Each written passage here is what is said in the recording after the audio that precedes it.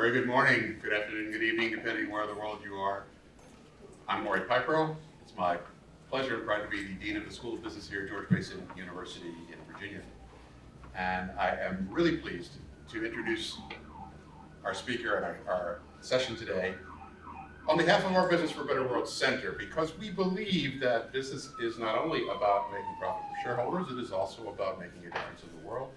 And so we founded a couple of years ago the Business for a Better World Center, which is bringing people together across the university and across the wider world to advance that cause. One of the key things that, of course, the center does is to bring leaders and speakers and thinkers to our students. And that is what you see happening today. We have many students in the room and many of you, of course, also online. And that is a key part of how we want to change the world for the future generations. It's therefore my great pleasure as part of our speaker series to introduce Joshua Specht. Joshua is a historian and an economist. He is a PhD graduate from Harvard. He is teaching now at Notre Dame in Indiana, and he is an expert on, among other things, the sustainable economy, specifically, and what he's going to be talking about today, beef and the whole ecosystem around livestock. This is his book from 2019, Red Meat Republic, a hoof-to-table history of how beef changed America.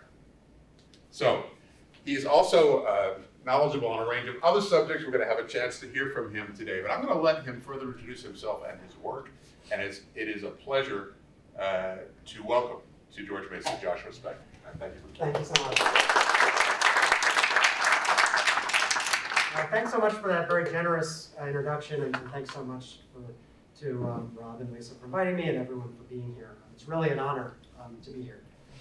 So today I wanted to talk kind of a bit about my book, Red Meat Republic, and then use that to maybe think through some questions of sustainability that then we can maybe get to in the discussion. But where I wanted to start was with the kind of characteristic optimism of this man. This is Philip Danforth Armour. He was head of the enormous meatpacking firm Armour & Company. In 1890, one of the largest firms in the United States, one of the largest private employers. He was one of the richest men of his day, and the most prominent of the Chicago Big Four meatpacking firms, which had kind of taken over the nation's beef markets and meat markets in general in the 1880s. He comes across in my book, if you read one paragraph, he seems like he's like a business genius, which he is, but then another paragraph, he's a villain. He's sort of a mixed, complicated character. But I got interested when thinking about this talk about an interview he gave near the end of his life in the 1890s. He would die in 1901. And it was one of these, classic kind of business leader profiles where they were like, explain your success. And he was giving all this somewhat pat advice. But what I thought was interesting is, so first he talks about what made him so successful, and he talks about system. He talks about his business process, his management structure, which I'll talk about in a minute as part of his success, as well as the growth of the American West, which had made cattle ranching possible. But then he went on to talk about waste. We could think about this as pollution, think about this as various negative externalities, but he uses the word waste. But I wanted to read a quote, because I found this quite strange. He says, talking about from the vantage point of his time, he says, there was a time when many parts of cattle were wasted, and the health of the city injured by refuse. Now, by adopting the best known methods, nothing is wasted, and buttons, fertilizer, glue, and other things are made cheaper and better for the world in general out of material that was before a waste and a menace. Right? So he's talking about things that were once wasted. He has found ways, particularly through the chemists his business is imported from Germany, to use these things and make them into profit. And what I found most interesting is he went on. And what he concluded is the quote you see here. He said, "We shall see other fortunes made, like mine has been, out of the things we now waste." And this was a kind of surprising conclusion, because basically the interviewer had been saying, tell us about how you became so profitable selling meat. And what he basically said is, I don't make a huge profit on meat. The margins are so thin that that's not where the action is. Now, that's actually not entirely true. The meat business was extremely profitable for him. But it's true that this byproducts and this idea of converting waste into profit was a major part of his business model. The funny thing about this is if you read 19th century industrialists, business leaders, this wasn't actually a totally unusual view. There was a theory that waste, or what we might call pollution, was like a problem that would be solved by business. That essentially, if things could be efficient enough, if they could kind of figure this out, there would be no negative consequences to production. As many of you, I'm sure, are aware, things did not quite play out this way. At the same time, they were coming up with ever more creative ways to use things. Of course, the scale of production was increasing such that there were things that hadn't seemed like major elements of waste were becoming basically unresolved. So by 1900, 1910, people start to realize that this vision is too utopian. On the other hand, I think this idea that first of all, he had grown rich by converting waste into things that are usable, and the idea that waste can be eliminated is interesting, and I think it's something we can get to today. So I want to look at Armour's assumptions, the limits of these, particularly within beef, and how we deal with the consequences of that to kind of think through business and sustainability today. So hopefully I can get away with that. So how am I going to do it? Okay, so first I'm going to summarize my book. Some of you have read it, but I want to give you a sense of it, emphasizing the key features of industrial beef. That won't all directly relate to sustainability, but it'll kind of set a foundation for what follows. I'm going to conclude with some of the ecological consequences of beef production, some of the human consequences, some of the challenges of producing meat in the context of the COVID pandemic, and I'm going to look at the difficulty ameliorating some of these challenges, which is that I'm going to take seriously that industrial beef provides a product people want affordably, that is very important to many of the people in this room and many people across the United States. On the other hand, it has these consequences. So I'm going to think that through. Then I'm going to discuss whether sustainable beef is possible and what that might look like. And then I'll try to give some ideas for how to maybe do that. Now, I'm not going to pretend like I've solved this. So I'm going to kind of run some things up the flagpole. We'll see what you all think. I would say that my stance on particularly the last bit of the talk will be a realism, or to some sense a pessimism that I'm going to try to spin into optimism. Maybe that is a way to put it. But first let's explain a bit about my book. Okay. So the big picture story I'm going to tell is about how fresh meat, particularly fresh beef in late 19th century America, particularly for people who lived in growing cities in the United States, transformed from kind of a special occasion food or a delicacy for what we might call the working class or what Armour called the common laborer into daily fare. So that's the story I tell. And I argue that happens between 1865 or so and 1910. This picture is so evocative, I realized I couldn't really skip over it. Beef became so abundant by 1900 that the fashionable thing to do, if you were a kind of upwardly mobile, ambitious businessman, was to go to these things called beefsteak dinners. I've heard those making a comeback in some places, kind of a Brooklyn kind of thing. You would basically have vast quantities of steak washed down with vast quantities of beer. The joke at the time was that for dessert you would have a lamb chop. The idea, though, was this kind of funny thing where, right, meat, there's a connection between meat and kind of manhood and this kind of bloody red meat stance we still have. There was an idea that as a refined man in 1900, you could both discuss the business affairs or the political affairs of the day, but you could also get into this place where you're just eating vast quantities of meat with your fingers and things. So this kind of high and low kind of mingling. But all of that is made possible by an abundance of essentially affordable meat. And so that's really the story I tell. But the other thing is, for these men, the ability to have this steak was a sign of their success. But that wasn't just the story of these kind of elite white men in the story, right? For many Americans, their ability to have meat in this period was a sign of their success. The American labor movement argued the metric of success for the American worker was their ability to afford a beefsteak. And they would often compare their ability to afford a beefsteak with what they would say the condition of the Irish peasant was with the potato, or in their minds, the Chinese worker with rice. Now, it's a little bit imagined, and definitely racially inflected that view, but that was their right. The meat was their sign of success. And so basically, to eat beef in the United States was to be successful. And that's going to come up in a minute. So I wanted to understand how this happened. How is it that this delicacy became something everyone could afford in cities? And what was the consequence of that and the idea that you had to have meat to be successful or to kind of be who you want to be? Now, the way I do it in the book, and I won't go too in depth on this, is I try to follow beef along the supply chain.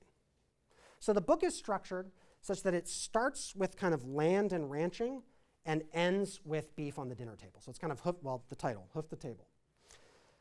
But what I like about this approach is it looks fundamentally about movement, how Texas and places across the West became connected to Chicago, how Chicago became connected to New York, how Chicago became connected to Boston, how it became connected to DC, how it became connected to London. It's all about movement. But the other thing the approach did is I could try to understand what forces put cattle in motion, who was buying and selling them, and who was benefiting. And what I found was, as a national market started to come together, there was a tension between what I call particularity and abstraction, between people who dealt with living animals that they had to care for and people who could treat animals as a number in an account book or in a herd book. And what I found is the people who profited and dominated the system were the people who could treat cattle mostly as an abstraction. And that's because starting in the mid-19th century into the late 20th century, prices, of course, moved much faster than animals. And so ranchers who had to worry about taking care of cattle had to struggle. Should I sell in Kansas City? Should I sell in Chicago? Should I sell in Omaha? And the meat packers could say, we know the prices in all of those places, and we can decide what kind of prices to give. And so it starts to see how this tension between physical markets and now what we mean by markets and abstraction serve certain actors, certain business actors. And in a way, that starts to favor meat processors. Another aside, an insight I try to make from that is that a lot of success and profit in the system came not so much from competition with your direct competitors, but from people who are, your basically ability to squeeze people who are supplying you, and your ability to operate in multiple markets simultaneously while keeping the people you're competing with operating in only one. So you operate in multiple cattle markets and you force ranchers to decide on one market and not be able to choose. And one of the ways they did that is they had local agents be like, this guy is selling cattle in Kansas City. If he comes to Chicago, don't give him a better price. Ensure that always the first price is the best, which was a little bit shady, but that's a different story. So throughout the book, I look at all this, right? I try to follow the supply chain, how things transform, how an animal on the range in Texas ends my story not just on a dinner table, but also perhaps its byproducts made into fertilizer, made into buttons, all the things Armour was talking about. Now, if you're wondering, for the full story, I'll have to read the book, but what factors do I think really matter? Land. I mean, vast quantities of basically land that is most profitably used for cattle raising. And I think we have to acknowledge, right, that came at the expense of native peoples. So the first chapter of the book looks at basically arguments that native peoples weren't putting land to its highest use and that ranching would be a better use and we could therefore take the land by force. So land. I also look at how cattle ranches actually function. I argue that North America, at least where cattle are raised, is converted from a kind of for want of a better word, natural ecosystem to a kind of market-oriented for-profit ecosystem. Then I talk about the Chicago meatpacker story. I talk about a story of business innovation, right? About the invention of the disassembly line, how animals are slaughtered in small, discrete steps by large groups of people, as well as certain ideas about coordination and distribution. And the last thing I emphasize that made this possible is the consumer story. What it actually means to consumers. And then we'll get into the consequences of this. And what it means to consumers maybe makes sense to think about it this way. Beef production was revolutionized in the late 19th century, between about 1880 and 1900. But all of this happens behind the scene of consumers.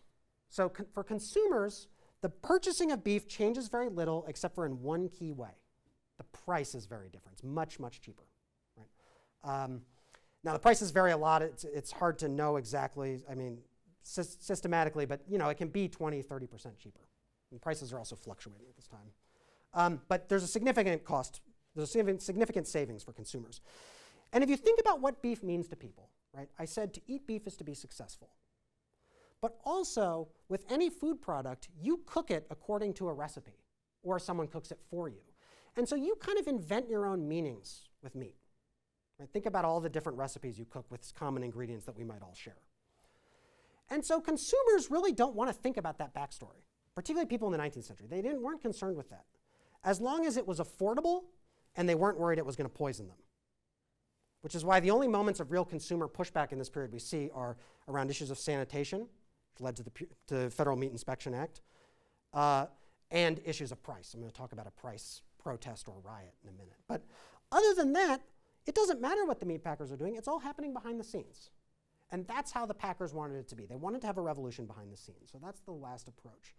And that's going to be a factor in the story about sustainability, because it means that the consequences of this method of producing our beef in incredible quantity are kind of hidden from consumers. And so consumers have to become aware of it, but we also have to weigh the fact that, right, eating this steak makes people very happy. Okay, so that's the approach. The last thing I would say, and this is the only bit of overlap from the class where I spoke earlier, is that price comes into this story in a very important way. And I think we can see this across all sorts of industries today, but in some ways I think the Chicago meatpackers pioneered this in the late 19th century, in some ways. So this system, the centralized in Chicago, meat processors dominating this, just a few companies, 4 companies in Chicago came to control more than 65–70% of the nation's beef in this period. That system made a lot of people mad. Traditional butchers were going bankrupt across America. Ranchers were getting bad prices for their cattle, in part because there was an overproduction of cattle, in part because they were being fleeced by the meat packers who could take advantage of some of these trends. People were mad. Workers were pushing to unionize. The public was skeptical of that, but that was also causing protest. And so in 1889, for the first time, and then in decades following, the Senate began to investigate the practices of the Chicago meat packers.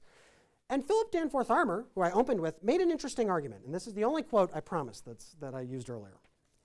He basically says, the game has changed. And if you want me to supply what people want, it's got new rules. So he says, to market the vast herds of cattle, to slaughter the same and prepare every part of the animal for the market in which the consumer buys in the thickly populated parts of this country and in Europe is a very different problem than when the raiser of cattle sent his drove on foot to a near market. And he goes on at great length, and far less quotability, on those specific factors that meant he had to use his business practices to keep feeding, as he put it, the common laborer.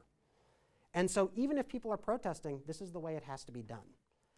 And what I saw in that is that he uses price, the availability of beef for consumers, as a way to organize the supply chain under the control of the Chicago meat packers, because they are giving the lowest prices and benefiting from very thin margins because their production scale is so high.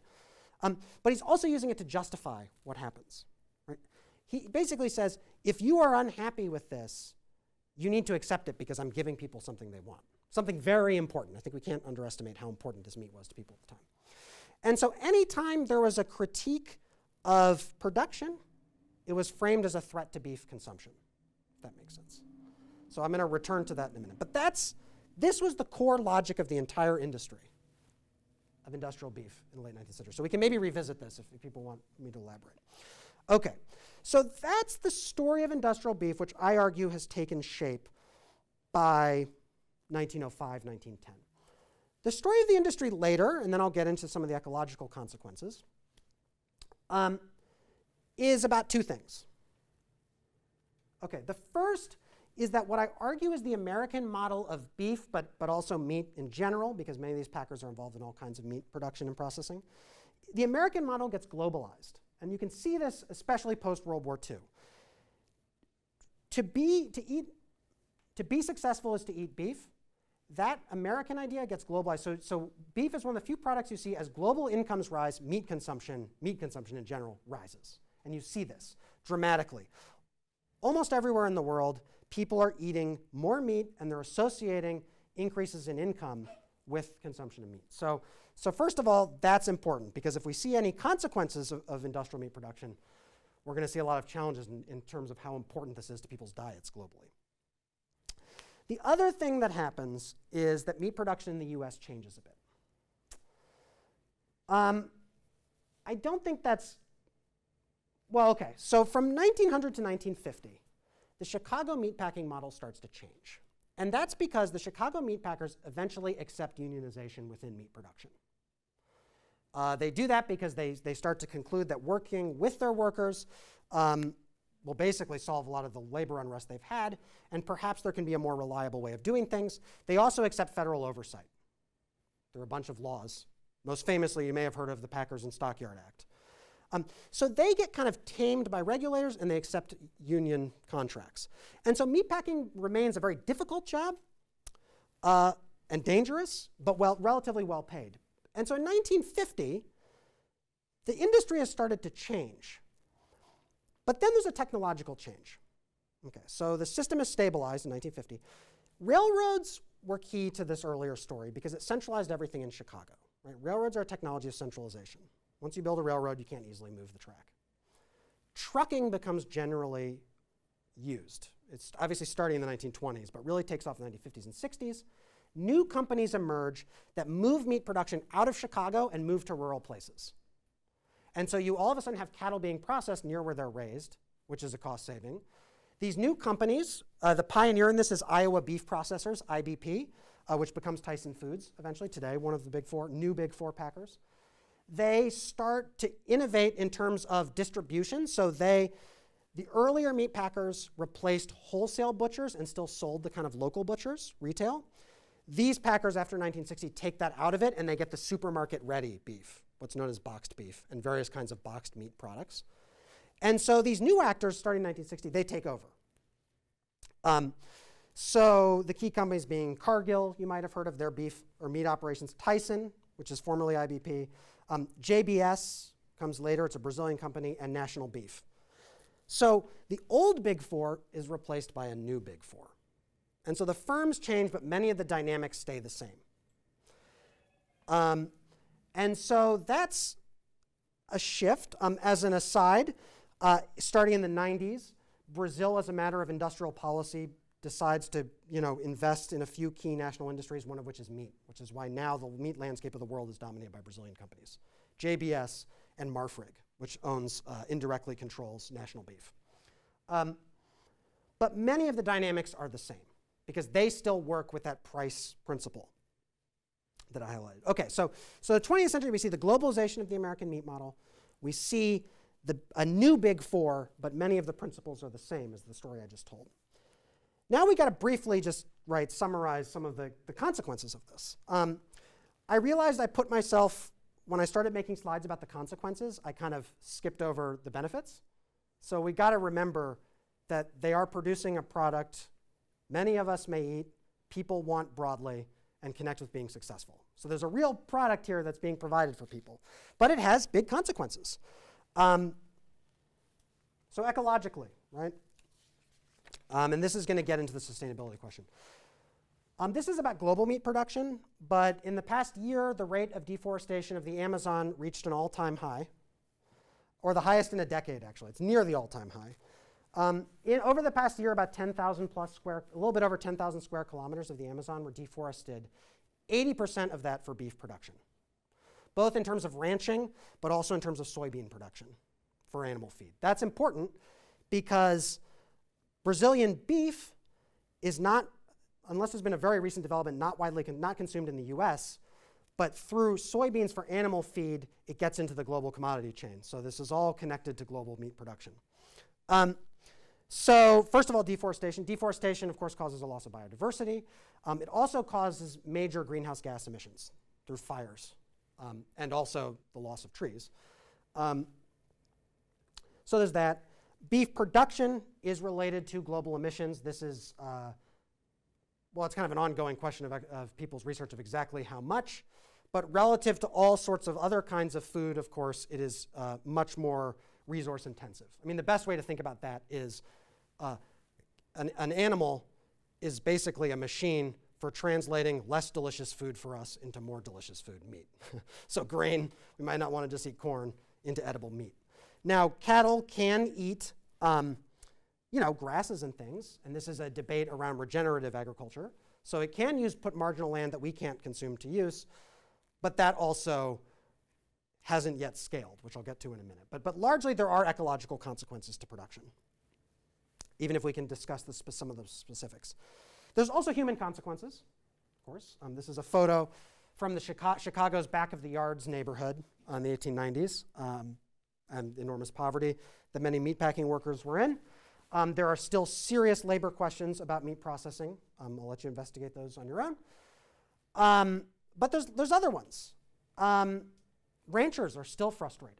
So I gave a talk to the Wyoming Stock Growers Association, and it was enjoyable, but the main thing that was interesting was they let me sit in on a call they had. This was the height of COVID, so we were all remote. A call they had with one of their key lobbyists with the National Cattlemen's Beef Association, and he was talking about the issues they were raising with legislators in DC. And he went on and on about price discovery. And what was crazy is, I'll tell you what that is in a second, I was listening to a meeting that sounded like people performing transcripts I had read from the 1890s in 2021, which is that ranchers in 1890 were convinced that the meatpackers were fleecing them, and they were trying to come up with models and ways to understand and quantify how and to prove it. That's exactly what this guy was doing in 2020. He was talking about how do we determine a fair price for cattle, and how, when the meatpackers say this is just a question of supply and demand, do we determine whether or not we're being fleeced. Recently, the Biden administration announced they were going to start investigating this question of cattle prices because beef prices have gone up. And what I found interesting is the National Cattlemen's Beef Association, which is not hugely favorable to Biden, has been pretty excited about that because they're kind of really work. So there are high costs for workers, for ranchers, for indigenous peoples all over the world in terms of deforestation and in terms of American history. And the last bit, even if you're very skeptical about all of this, is the fragility of meatpacking that's been exposed by COVID, the COVID pandemic. So meat production is highly centralized, both in terms of the number of firms, right? So 4 firms today control 80% of global meat, 80% of meat in the US. The global number is a bit lower, but they still have they're major players. But it's also centralized in terms of the number of meatpacking facilities. So over the past 30 years, the number of different facilities in the United States has decreased, and their scale has become larger. And the biggest meatpacking facilities are most vulnerable to things like COVID disruptions, because if just a few facilities shut, it can bottleneck the entire supply chain, which is what happened during COVID. And it led to then President Trump to invoke the Defense Production Act to maintain production capacity. But I think the best way to summarize it is by the scientist and the meat kind of industry thinker Temple Grandin put it. She wrote an editorial for Forbes. And she was thinking about COVID, and she wrote, I was thinking about COVID in the slaughterhouse, and a new epiphany struck me. Big is not bad, but it's fragile. The bottom line is there will always be a trade-off. Big suppliers for meat are low cost, efficient, and fragile. More numerous local producers are expensive, but the entire supply chain is more robust. And that's a challenge in the sustainability realm as well, I think, because the same things that would resolve fragility would perhaps address sustainability concerns, but we have to acknowledge, right, that there's this challenge, which is there's a cost. The whole system as is very good at providing what it does, efficient, low price. But again, the fragility is a risk of the system as is as well. All right. So I'm going to transition now to talking a bit about what this all might say about questions of sustainability. Okay, so the question is sustainability in meat production possible? Short answer, hopefully. We'll see. Maybe you'll be persuaded. But more importantly, right, what does that mean and what does it look like? How do we define it, right? I mean, there are so many definitions, I'm sure you all know, right? One I found kind of useful was UN one offered in the 1980s, which I think will be evocative, but I want to add to it a bit, right? So here's one possible definition, right? Sustainability is, quote, meeting the needs of the present without compromising the ability of future generations to meet their own needs. I think that's great. However, I think there's a problem with that definition. I think if we think about sustainability, we also have to talk about stability. What options are politically viable and how do we make them politically viable? Because here's the whole problem, right? If we live in a democratic society or a market-oriented society, the problem is future generations don't vote, either with their pockets or in the ballot box. And so if a solution addresses the concerns of all stakeholders, including future generations, but it's not sustainable at a political level, well, it's not really going to be sustainable at any level because it's not going to last very long or it's not going to be implemented. So basically, I agree with that definition, but I also want us to think about what is politically viable and try to inform that definition of sustainability. I'm going to work with this definition, which I think is a summary of that definition I just gave, with that caveat that it needs to be stable. But basically, the price reflects the stakeholder impact or impacts, and it can be continued. I wanted to put indefinitely in quotes, but as academics, we get too in love with scare quotes, so I took it out. But basically, addresses the costs. Well, okay, addresses stakeholder interests, and we think in the long term. So the question is how? Well, what would that look like, right? And also, I'm going to talk about what makes it politically possible in a minute. But what would that look like? Well, can we produce beef, quote unquote, better? I'm being a bit fuzzy here, but we could get into specifics, right? So what does that mean? Well, if we are concerned about the human impacts, we could look at slaughterhouse labor in terms of worker safety, in terms of worker compensation. If we're talking about ecological impacts, you could use, and this is what regenerative agriculture has been pushing, use of less grain feeding or less fattening with kind of grains produced elsewhere and more grazing on marginal rangelands, which can be put to use. The issue with that is it makes meat more expensive, so there's questions of scale. But that would be an example. Another example, some sort of way of restricting globally deforestation and its connection to the beef supply chain. There would be ways of trying to more actively monitor the beef supply chain and how beef from deforested areas in the Amazon gets kind of laundered into the supply chain through facilities in Brazil. That is more, I'm also skeptical about that. That is more realistic than it sounds, though, of course, because some of the biggest meat packers in the United States are also Brazilian companies, so measures in the United States could influence their behavior in Brazil. So there are things we could do. I'm going to talk about the challenges of doing them, though, because I think that's more important. There are things we know. But the other thing, so the first thing might be, and some of you might be saying this, will people have to consume less meat? So this is per capita meat consumption in the United States. The interesting thing is, so first of all, it went up dramatically before this period, right, from about 1860 to 1910. But the thing I actually want to identify is just since 1909, it has gone up a bit. Red meat consumption has gone down a little bit since the 1970s. You see the blue line here. Well, I won't get in front of the camera. Mostly that's about health, when people became concerned about red meat and heart disease. But the point is, overall, there still is a trend, right, towards increasing meat consumption. So do people have to stop eating their meat? Well, that would be an easy answer, wouldn't it? If I just got to do this whole talk and say, well, be sustainable is just not eating meat. Well, I can't say that. So I'm skeptical about this as a short-term solution or medium-term solution, right? Meat, what we eat tells us who we are and brings us joy. And you can't just assume overnight people can give that up. You also can't assume that overnight people can just afford to change their diet, right? Some people are eating a McDonald's hamburger because it's the best option they have. So I think maybe long-term we might have to think differently about the place of meat in the American diet at least, right? Think about it less as a main attraction, maybe an accompaniment. But I can't be up here talking about sustainability and pretend like this would be an easy goal or even, right? I mean, there's major challenges. And so I think a way to understand the challenges is this point. There's a problem.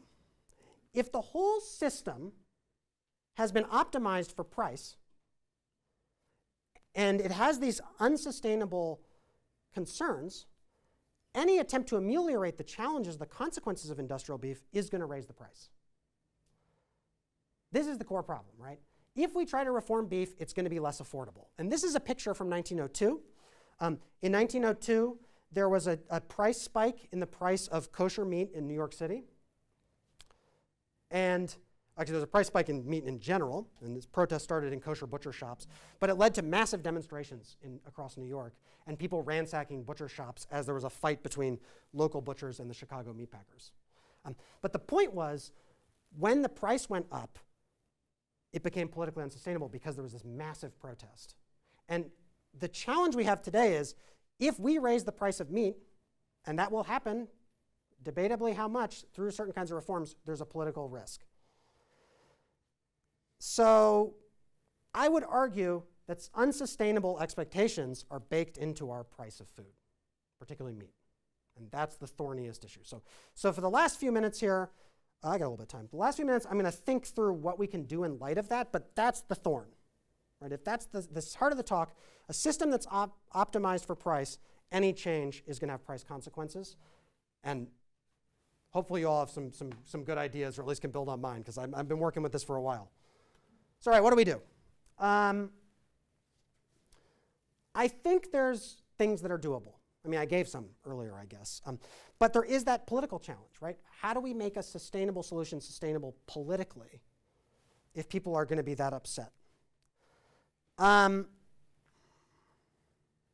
Here's a crowd. This is the same as this was after a butcher shop was looted by angry customers. Super interesting story. You can look it up. 1902, New York City meat. If you look up riot, you'll get it. Protest, you could also say.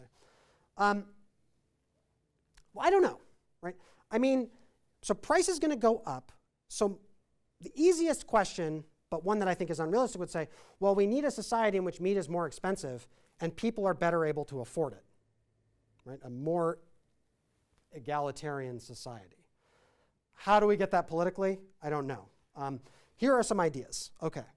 So, but any of the ideas I'm going to suggest, we could come back to this objection on the price consequence and the question of scaling any solution. But some ideas. I think changing people's values. This is an ad for corned beef that I just love because it's animals fighting over getting into the canned meat. Basically, the only people who would eat canned meat around 1900 were people who had to. So soldiers, or people who couldn't afford any better, or I guess feral animals, stray animals. But okay, so values. I think, right, consumers could have different values, right? If expectations change, they can indirectly reshape production. I don't know, that's kind of at the margins though, right? Because only certain people can afford to implement their preferences, and so often alternatives are more expensive. But if consumers have different values, and they might purchase more expensive ways of producing beef en masse, eventually the price premium could change, right? So thinking about consumers being informed about this is maybe a possibility, but I don't know how we really get that, because not everyone has the luxury to shop selectively. An interesting one, though, I think, is thinking from the perspective of future employees of traditional processors or entrepreneurs. You could see them pushing for, if people have a different set of values, regulatory reforms, either self-regulatory or from the state, that would establish more sustainable or stakeholder-oriented frameworks in which they could still work towards profit maximization. Right? So if the rules of the game account for these impacts, perhaps they would be happy, because if everybody had to follow them. And there is evidence that that can work in some ways, because the Chicago meatpackers did embrace sanitary reform, in part because it benefited larger firms, but you could imagine a similar effect for certain kinds of sustainability. And that will depend on your opinions about the question of size within the industry. But also, if people who are organizing businesses or looking to work in processing are interested in more innovative or sustainable business models, that could also lead to real change. So if people become curious about alternative meats, lab-grown meats, if there's a lot of energy put into those things in terms of values, well, maybe that could start to move the needle a bit. I figure with values, I don't know. These are things I've been thinking through. It's a challenge, though, right? I mean, how do you change all these things? These things can be pretty fickle. A few other possibilities I think could actually work well. You could remake the structure of the industry, right? I basically said that was done, 1921. It was done around competitive practices. It wasn't done around sustainability. But you could imagine the state. You could imagine meatpackers coming together and doing something.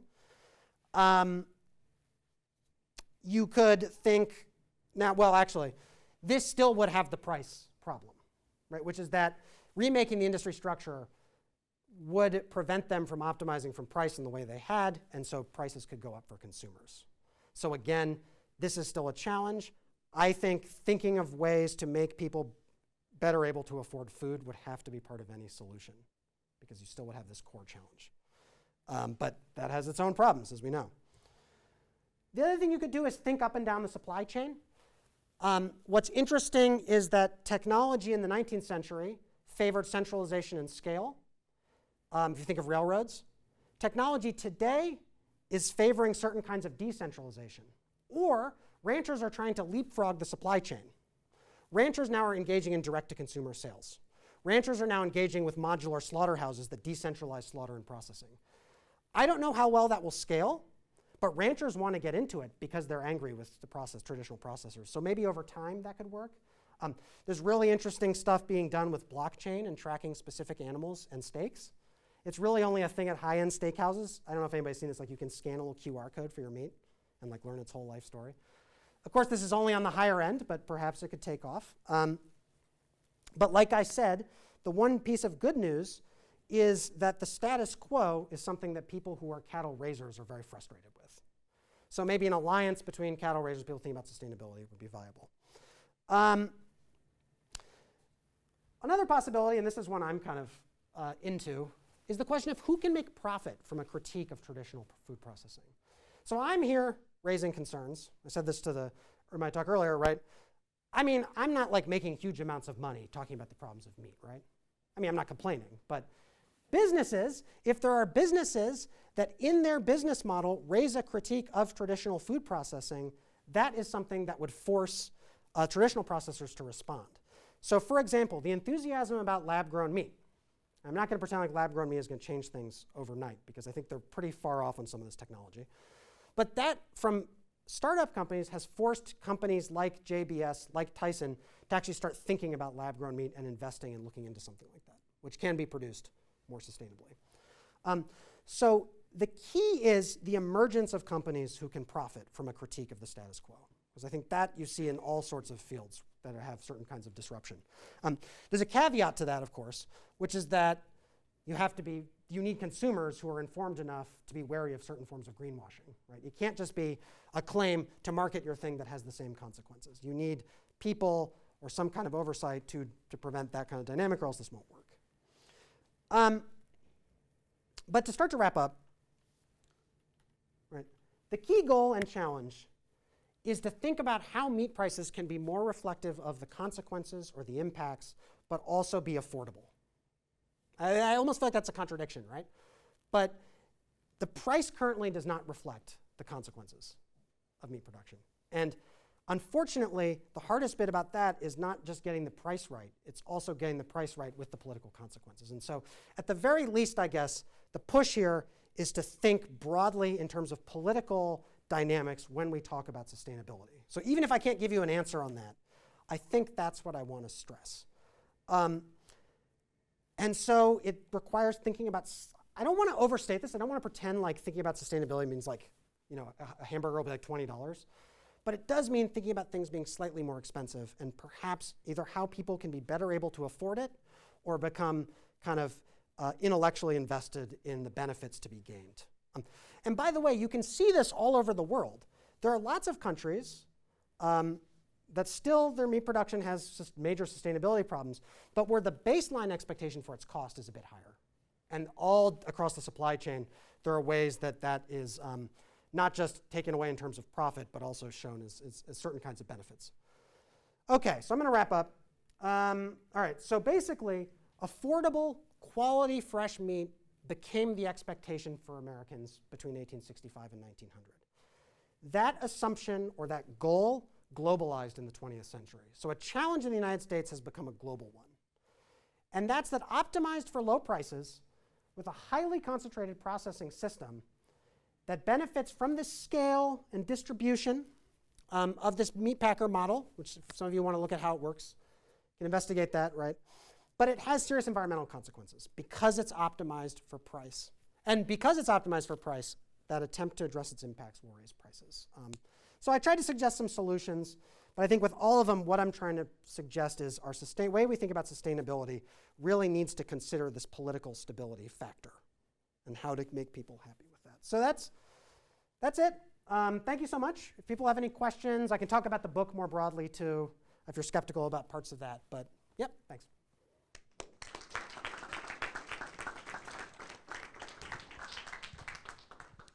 Is this on automatically? Yes, this is on? Okay, fantastic. Well, first of all, I want to extend a warm thank you to you, Dr. Specht, for being here with us today. And what many of you may not know is that yesterday, Dr. Specht's flight was canceled. And he wasn't going to be here today. And instead of calling and worrying us, he just decided to get into his car and drive so he could be here today. And given the audience in the room, I'm really glad that you did, because there are a lot of people really interested in this talk. So, and then I also want to extend a really warm thanks to the Center for Innovation and Entrepreneurship, which co-sponsored this event with the Business for a Better World Center. And then a really special thank you to my colleague, Dr. Robert Pierce, because raise your hand. He is the one who first spotted this book, and he said, Lisa, you just have to read this book. This book is amazing. So I ordered it on Amazon, and I read it. I was like, you're right. And so he is the reason why you are here today. So thank you to everybody for being here. And I know there are some questions, and since I've already rambled on for a little bit, I'm sure that you thought, I have my rows back here and over here with my questions. So who wants to ask a question? This is where you all jump up eagerly. Perfect. And they've asked you to stand. Thank you. Hi, Zach Schrag, History Department. Thanks for coming. Love the book. I guess my question is really about the diet. It seems to me that you don't want more expensive hamburgers with people buying just as much because they have more disposable income. What you really want is people eating more pizza and tacos. And we're, well on our way. I mean, pizza is really popular. It's amazing how much pizza is on offer, if you drive down any commercial strip. Now, that brings in the dairy industry, which you haven't raised. But I just wonder if you could talk more about really the end product and whether a different kind of fast food could save the planet. That's interesting. I would say a few things. One is that I am someone who, and as a result of researching this book, I am more friendly to scale and industrial food and fast food than many people who are talking about these issues. I do think any solution to this kind of thing is going to need to think realistically about scale, and I think those models of producing things work well. I'm not here to tell us we're all going to decentralize our food. It's going to be artisanal. I don't see that as working. But your point is really interesting.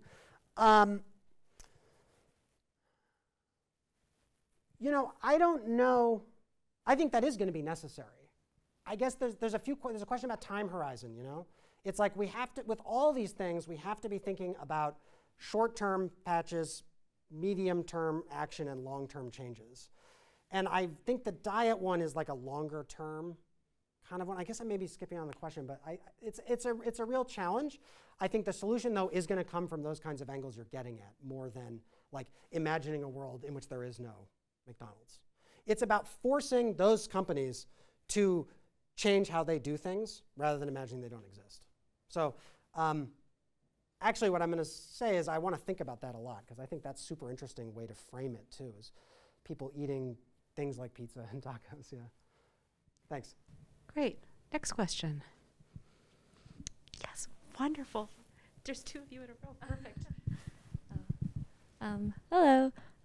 So you talked about when saying how to solve and possibly become sustainable, an issue would be people not being able to afford it, and that's why we probably wouldn't adopt it. Yet you mentioned earlier how when our income is increasing, our meat consumption is also increasing.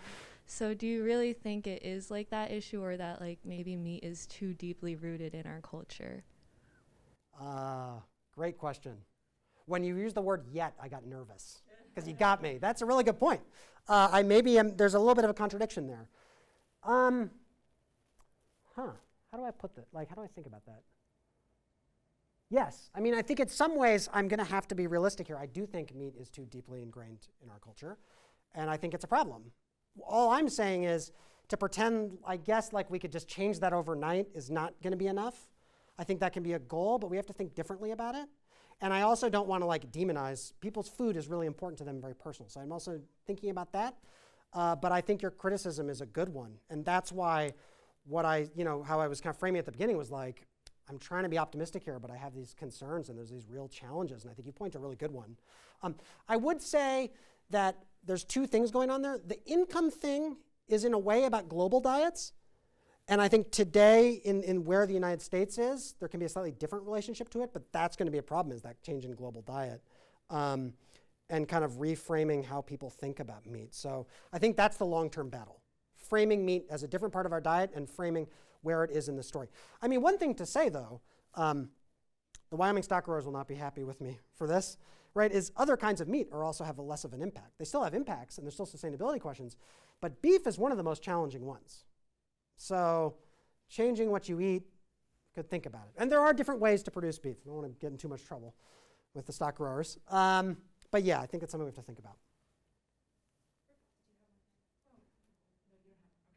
Other questions? Fantastic.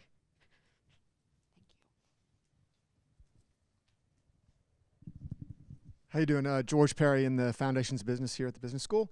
I know your focus is on this industry, but as I listen to you, do you see any parallels into other industries? And I'm specifically thinking the oil industry and how we go from oil to renewables versus meat to less meat, et cetera. Yeah.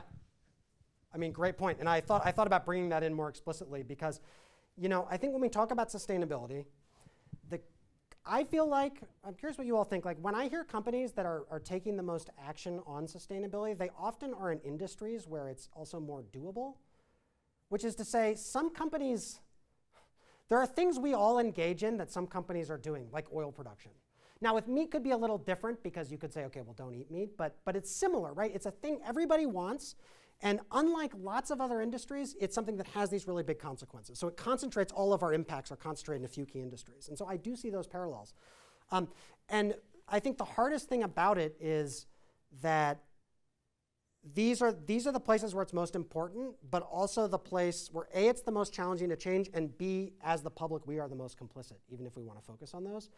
And so I think, what I tried to say this morning in another talk is when we think about these industries, I would stress that we need to think about the questions of price, what creates the prices we see, what affects the prices we see, but also avoid this dynamic I was raising with armor where prices become the justification when they say we can't change these things because it will be more expensive. We have to take that seriously, but say, okay, how can we both make it more expensive but have a way to address that at a social level? So I think there's a lot of parallels, but that also means the challenges are just the same. But I think meat is definitely similar to oil. The only difference, I guess, is that meat has this kind of cultural dynamic. Like, if we find clear alternatives with energy, I think that's pretty easy. There aren't that many people who are invested in, oil as oil. There are a lot of people who are invested in meat as meat, so there's a cultural struggle there, but definitely the underlying fundamentals, there are parallels. And maybe that means if there are insights from renewables that we can take to food and vice versa, that's going to be really productive. Yeah. Great. Other questions? Hey, Linus Stahl. I'm a business major here. So you talked about beef being a big part of the American culture. I'm originally from Germany, so meat is a big part of the German culture too, and Schnitzel is probably the most popular meal in Germany. But still, I think from my own experience back home and now being here, living here for some months, Germany has a better way or the alternatives to meat. People, I think they like it better here in Germany than here in America, and I don't really get why Americans can't adapt to these styles. What could be possible reasons? Maybe also in the history of the country, why meat is such a big part in this country, and why it is so hard for people to change their diet compared to Germany, where, as I said, meat production is also very, very heavy. Yeah, fascinating question. So first of all, meat production, meat and culture is huge in Germany. As you know, I actually was at a conference recently where it was bringing together people who write about meat in Germany with people, well, actually I was the only American, but people who think about the comparisons. And the history is a big part of it. I mean, I won't pretend it's like perfect how meat is produced in Germany. They were raising all sorts of concerns with slaughterhouse labor. But I think you're right, big picture. But I think it kind of gets to the point I was trying to develop, which is that the baseline assumptions about the costs of meat in a place like Germany are a bit higher. And so that's the whole challenge, is we've baked in, and so it's not perfect in Germany, but the price is more reflective to some extent of stakeholder impacts. Now, it's sort of a side effect that makes it a bit more sustainable from what I've been reading, because it wasn't really organized in that. But in the US, we have this really unsustainable expectation. And so how do we kind of everywhere needs to move up a bit, but how do we push that a bit to make it more comparable? I don't know. But that's the point, is almost everywhere in the world has a different baseline expectation about what their meat or what their food costs. And that leads to all sorts of different consequences all along the supply chain. And it's just an unfortunate part of the United States that the historical development of this means these expectations in the United States are really problematic, if that makes sense. So yeah, I think, and that's also why we need to be talking to people globally, because we actually do have lots of alternative models. The American model is globalized, but places like Germany, places like France, places like Italy, places in East Asia, they think about these things differently, and we can learn from that kind of thing, for sure. We have time for one more question. Who would like to ask that one more question? Fantastic.